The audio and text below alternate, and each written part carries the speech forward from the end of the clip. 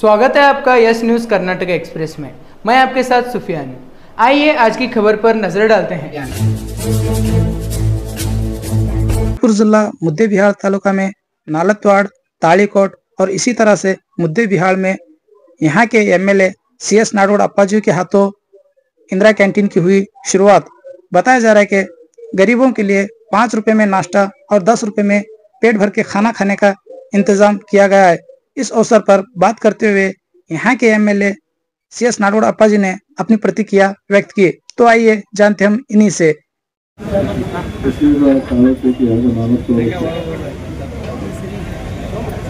ಮೂರು ಇಂದಿರಾ ಕ್ಯಾಂಟೀನ್ ಅನ್ನು ಮಂಜೂರು ಮಾಡಿ ಇವತ್ತು ಎಲ್ಲನೂ ಕೂಡ ಪ್ರಾರಂಭಿಸಲಾಗಿದೆ. ಪ್ರಾರಂಭ ಮಾಡಿದಂಥ ಉದ್ದೇಶ ನಿಮಗೆಲ್ಲರಿಗೂ ಗೊತ್ತಿದೆ. ಸಿದ್ದರಾಮಯ್ಯನವರು 2013ರಿಂದ 2018 ಮುಖ್ಯಮಂತ್ರಿ ಇದ್ದಂಥ ಸಂದರ್ಭದಲ್ಲಿ ಪ್ರಥಮ ಬಾರಿಗೆ ಇಂದಿರಾ ಕ್ಯಾಂಟೀನನ್ನು ಪ್ರಾರಂಭ ಮಾಡಿದರು. ಆಗಸ್ಟ್ 2017ಕ್ಕೆ ಇಂದಿರಾ ಕ್ಯಾಂಟೀನ್ಗಳ ಪ್ರಾಯೋಗಿಕವಾಗಿ ಬೆಂಗಳೂರಿನಲ್ಲಿ ಮತ್ತು ಮೈಸೂರಿನಲ್ಲಿ ವಿಶೇಷವಾಗಿ ಪ್ರಾರಂಭ ಮಾಡಿದರು. ಅದರ ಯಶಸ್ಸು ಮತ್ತು ಒಂದು ಬೇಡಿಕೆ ಮುಖಾಂತರ ಪ್ರತಿ ಜಿಲ್ಲೆಯಲ್ಲಿ ತಾಲೂಕುಗಳಲ್ಲಿ ಪ್ರಾರಂಭ ಮಾಡಬೇಕನ್ನೋಂಥ ತೀರ್ಮಾನ ತೆಗೆದುಕೊಂಡರು. ಅಷ್ಟರಲ್ಲೇ ನಮ್ಮ ಸರ್ಕಾರ ಬದಲಾಗಿ ಬಿಜೆಪಿ ಸರ್ಕಾರ ಅಧಿಕಾರಕ್ಕೆ ಬಂತು. ಬಿಜೆಪಿ ಸರ್ಕಾರದವರು ಇಂದಿರಾ ಕ್ಯಾಂಟೀನನ್ನು ನಡೆಸ್ತೀವಿ 1.5 ವರ್ಷ 2 ವರ್ಷದಲ್ಲಿ ಮುಚ್ಚಾಕಿದೆ. ಬೆಂಗಳೂರಲ್ಲೆಲ್ಲ ಎಲ್ಲ ಕಡೆ ಇರುವಂಥ ಕ್ಯಾಂಟೀನ್ಗಳು ಎಲ್ಲ ಈ ಕಟ್ಟಡ ಇದ್ದರೂ ಕೂಡ ಅದನ್ನು ಬೀಗ ಹಾಕುವಂಥ ಪರಿಸ್ಥಿತಿ ಬಡವರಿಗೆ ಬಹಳ ನಿರಾಶೆ ಉಂಟು ಮಾಡತಕ್ಕಂಥ ಒಂದು ಕಾರ್ಯಕ್ಕೆ ಅವರು ತಿಳಿಸಿದರು. ಸಿದ್ದರಾಮಯ್ಯನವರು ಪುನಃ ಅಧಿಕಾರಕ್ಕೆ ಬಂದಾಗ ಪ್ರತಿಯೊಂದು ತಾಲೂಕುಗಳಲ್ಲಿ ಒಂದು ನಿರ್ಧಾರ ಮಾಡಿದರು ಮತ್ತು ನಗರಗಳಲ್ಲಿ ಪ್ರಾರಂಭ ಮಾಡಬೇಕು ಇಂದಿರಾ ಕ್ಯಾಂಟೀನ್ ಅಂತ ಹೇಳಿ ಅದಕ್ಕೆ ಭದ್ರವಾಗಿ ಪುನಃ ಮತ್ತೆ ಇಡೀ ರಾಜ್ಯದಲ್ಲಿ ಕೂಡ ಇಂದಿರಾ ಕ್ಯಾಂಟೀನ್ಗಳನ್ನು ಪ್ರಾರಂಭ ಮಾಡುವಂಥ ಒಂದು ಕಾರ್ಯಕ್ಕೆ ಚಾಲನೆ ನೀಡಿದೆ. ಇವತ್ತು ಅದರ ಹಿನ್ನೆಲೆಯಲ್ಲಿ ಮುದ್ದೇಬೇಳ, ತಾಳಿಕೋಟೆ ಹಾಗೆ 4 ಊರುಗಳಲ್ಲಿ ಇಂದಿರಾ ಕ್ಯಾಂಟೀನನ್ನು ಪ್ರಾರಂಭ ಮಾಡಿದೆ. 5 ರೂಪಾಯಿಗೆ ತಿಂಡಿ, ಇಡ್ಲಿ 3 ಇಡ್ಲಿ, ಒಂದು ವಡ, ಬೆಳಗಿನ ಜಾವ ತಿಂಡಿ ಕೊಡ್ತಕ್ಕಂಥದ್ದು, ಮತ್ತೇನಾದರೂ ಒಂದು ಸ್ವೀಟ್ ಕೊಡಬೇಕು. ಅದನ್ನು ವಾರದ ಫುಡ್ ಮೆನ್ಯೂ ಅಂಟಿಸ್ಬಿಟ್ಟಿದ್ದಾರೆ. ಏನು ಕೊಡ್ತೀವಿ ಅಂತ ಪ್ರತಿನಿತ್ಯ ಏನು ಕೊಡ್ತೀವಿ. ಮಧ್ಯಾಹ್ನದ ಊಟಕ್ಕೆ 10 ರೂಪಾಯಿ, ಸಾಯಂಕಾಲ ಊಟಕ್ಕೆ 10 ರೂಪಾಯಿ. ಮತ್ತು ಟೈಮಿಂಗ್ಸು ಹಾಕಿದ್ದಾರೆ. ರಾತ್ರಿ 8 ಗಂಟೆಗೆ ಕ್ಲೋಸ್, ಬೆಳಗ್ಗೆ 8ರಿಂದ 10 ಗಂಟೆವರೆಗೂ ನಾಷ್ಟ, ಹೀಗೆ ಮಧ್ಯಾಹ್ನ 1 ಗಂಟೆಯಿಂದ 3 ಗಂಟೆವರೆಗೂ ಊಟ. ಸೊ ಇದು ನಿಗದಿ ಮಾಡಿಬಿಟ್ಟಿದೆ. ಪ್ರತಿನಿತ್ಯ ವಿಶೇಷವಾಗಿ ಈ ಕಾರ್ಮಿಕ ಜನ ಏನು ದುಡಿಲಿಕ್ಕೆ ಬಂದಿರ್ತಾರೆ ಮತ್ತು ಬಡವರಿರ್ತಾರೆ, ಯಾರಿಗೆ ಹೊಟ್ಟೆ ತುಂಬಿಸಿಕೊಳ್ಳುವಂಥ ಶಕ್ತಿ ಇಲ್ಲ, ಹೋಗಿ ಬೇರೆ ಬೇರೆ ಕ್ಯಾಂಟೀನ್ಗಳು, ಶ್ರೀಮಂತರ ಕ್ಯಾಂಟೀನ್ಗಳಾಗಿರ್ಬೋದು ಅಥವಾ IP ರೆಸ್ಟೋರೆಂಟ್ಗಳಾಗಿರ್ಬೋದು, ಹೊಟ್ಟೆ ತುಂಬಿಸ್ಕೊಳ್ಳಿಕ್ಕೆ ಆಗೋದಿಲ್ಲ.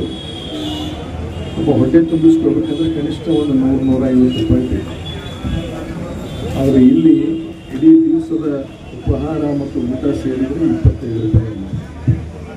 ಹೀಗಾಗಿ ಅವನು ತೃಪ್ತಿಕರವಾಗಿ ಊಟವನ್ನು ಮಾಡಿ ತನ್ನ ಕಾಯಕವನ್ನು ಮಾಡಿ ಕೂಲಿ ಕೆಲಸಗಳನ್ನು ಮಾಡಿ ಮತ್ತೇನಾದರೂ ಕೆಲಸಗಳನ್ನು ಮಾಡಿ ಅವನು ಸಾಯಂಕಾಲ ಹೋಗುವಾಗ ಸಂತೆ ಮಾಡಿಕೊಂಡು ಸುಖವಾಗಿ ಮನೆಗೆ ತಲುಪುವಂಥ ಒಂದು ವ್ಯವಸ್ಥೆ. ಇದರ ಅರ್ಥ ಯಾವ ಬಡವನು ಕೂಡ ಹಿಸ್ತೆರಿ ಮಾಡಬೇಕು. ಎಲ್ಲ ವ್ಯಕ್ತಿ ಕೂಡ ಹಸಿವು ಮುಕ್ತವಾಗಿರ್ತಕ್ಕಂಥ ನಮ್ಮ ರಾಜ್ಯ ಆಗಬೇಕು ಅನ್ನುವಂಥ ಕಾರ್ಯಕ್ರಮಗಳೇನಿದೆ ಆ ಕಾರ್ಯಕ್ರಮಕ್ಕೆ ಚಾಲನೆ ಕೊಡುವುದರಲ್ಲಿ ಇದು ನಾನು ಹೇಳ್ತೀನಿ, ಇದು 6ನೇ ಗ್ಯಾರಂಟಿ ಅಂದರೆ ತಪ್ಪಾಗಲಿಕ್ಕಿಲ್ಲ ಅನ್ನೋ ಮಾತನ್ನು. ಇದು 6ನೇ ಗ್ಯಾರಂಟಿ, ಇದು ಬಹಳ ಮುಖ್ಯವಾಗಿರ್ತಕ್ಕಂಥದ್ದು. 5 ಗ್ಯಾರಂಟಿಗಳನ್ನು ನಾವು ಈಗಾಗಲೇ ಕೊಟ್ಟಿದ್ದೇವೆ. ಶಕ್ತಿ ಅನ್ನುವಂಥ ಯೋಜನೆ ಕೊಟ್ಟಿದ್ದೇವೆ, ಗೃಹಲಕ್ಷ್ಮಿ ಅನ್ನುವಂಥ ಯೋಜನೆ ಕೊಟ್ಟಿದ್ದೇವೆ. ಆ ನಂತರ ಆಹಾರ ಧಾನ್ಯವನ್ನು 5 kg ಇದನ್ನು 10 kg ಮಾಡಿ ಅದನ್ನು ಕೂಡ ಆ ಕಾರ್ಯಕ್ರಮವನ್ನು ಕೊಟ್ಟಿದ್ದೇವೆ. ಮತ್ತು ಉದ್ಯೋಗ ನಿಧಿ ಅಂತ ಹೇಳಿ ಯುವಕರು ಡಿಗ್ರಿ ಮಾಡಿದವರು, ITI ಮಾಡಿದವರು ಅವ್ರ ನೇಮಕಾತಿಯಾಗಿ ಅಡ್ಡಾಡ್ತಾರೆ. ಅವರಿಗೆ ITI ಮತ್ತು ಈ ಡಿಗ್ರಿಗಳನ್ನು ಮಾಡುವವರಿಗೆ 1500 ರೂಪಾಯಿ ಮತ್ತು MSc, B.Ed, ಅದೇ ರೀತಿಯಾಗಿ BE ಈ ಕೋರ್ಸ್ಗಳನ್ನು ಮಾಡಿದವರಿಗೆಲ್ಲ 3000 ರೂಪಾಯಿ 2 ವರ್ಷ ಅವ್ರಿಗೆ ಕೊಡುವಂಥದ್ದು. ಇದು 950 ಜನ ಈಗ ಪಡಿತಾ ಇದ್ದಾರೆ. ಉದ್ಯೋಗದಲ್ಲಿ 950 ಜನ ಪಡಿತಾ ಇದ್ದಾರೆ. ಇದು ಏನು ತೋರಿಸುತ್ತೆ ಅಂದರೆ ಬಡವರ ಬಗ್ಗೆ ಇರೋಂಥ ಕಾಳಜಿ. ಆರ್ಥಿಕವಾಗಿ ನಾವು ಜನರನ್ನ ಮೇಲೆ ಎತ್ತಬೇಕಂದ್ರೆ ನಾವು ವರ್ಗದ ಜನರಿಗೆ ನಾವು ಹೆಚ್ಚು ಅವಕಾಶವನ್ನು ಕೊಡೋದು. ಇದು ಯಾರಿಗೂ ಕೂಡ ನಾವು ಓಟಿನ ರಾಜಕಾರಣ ಮಾಡೋದಕ್ಕೆ ಕೊಡುವಂಥದ್ದಲ್ಲ.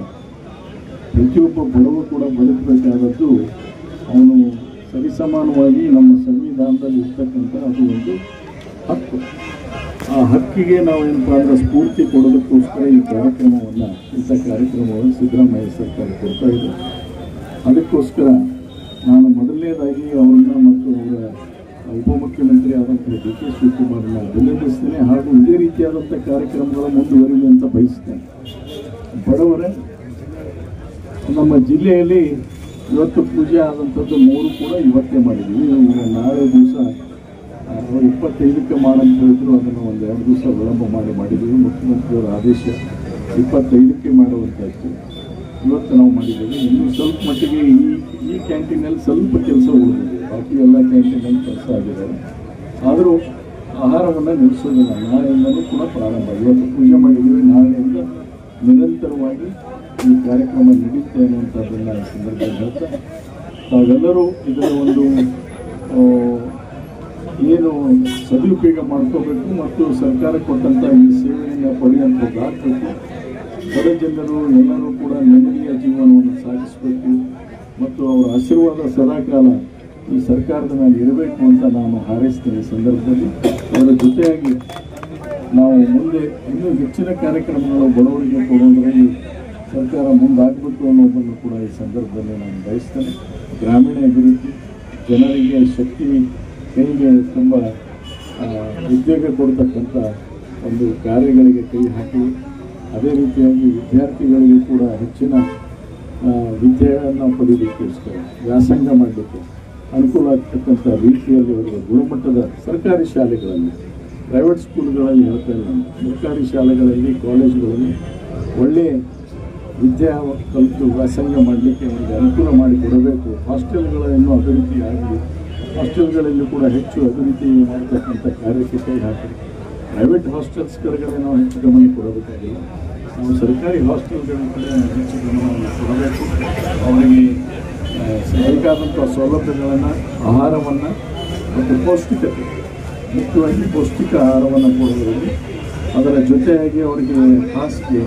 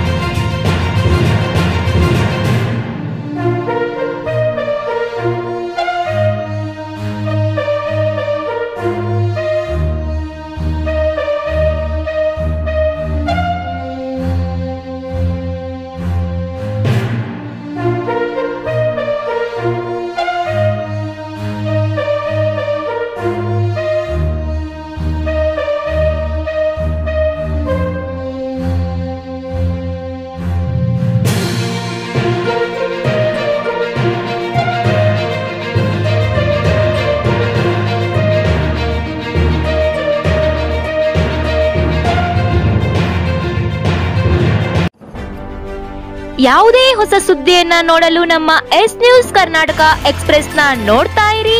ಹಾಗೆ ನಮ್ಮ ಚಾನೆಲ್ ನ ಸಬ್ಸ್ಕ್ರೈಬ್ ಮಾಡಿ, ಬಾಜು ಇರುವ ಬೆಲ್ ಐಕಾನ್ ಅನ್ನ ಕ್ಲಿಕ್ ಮಾಡಿ. ಹಾಗೆ ನಮ್ಮ ಚಾನೆಲ್ ನ ಲೈಕ್ ಮಾಡಿ, ಶೇರ್ ಮಾಡಿ. ನಮ್ಮ ನಡೆ ಸತ್ಯದ ಕಡೆ.